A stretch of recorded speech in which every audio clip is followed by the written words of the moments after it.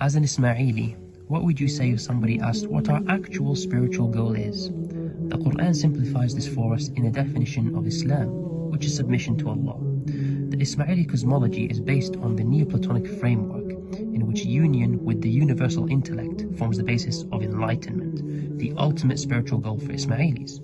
Now, as an Ismaili, how much of that made sense? Did it surprise you that this Neoplatonic description of God is something you've never heard about in religious education classes, in Khanis, and most shockingly, in Farman's either? Although we describe our faith as a thinking religion, one of aql, especially compared to simplistic Sunni traditions, isn't that a bit strange? I'd urge you to reflect on how much thinking we actually encourage in our faith.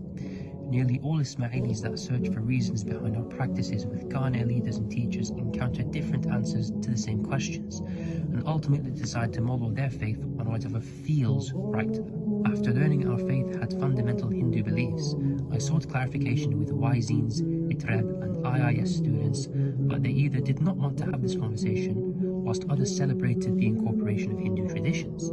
I realized many of us don't truly understand the importance placed on ginans, particularly those central to our faith, that describe shocking things like Hazrat Ali reading the Vedas, the Hindu scripture.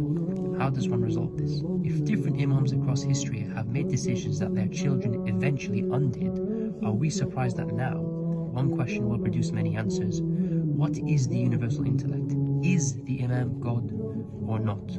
Or to what extent? It's fundamentally troubling why answers to these should be found from essays and meditations of teachers and scholars instead of the living Imam himself, whose existence is meant to clarify our deen. Many answers directly contradict each other, but a clear resolution does not exist. The result is a culture that encourages questions, but which becomes comfortable with no answers. That is the Ismaili intellectual tradition.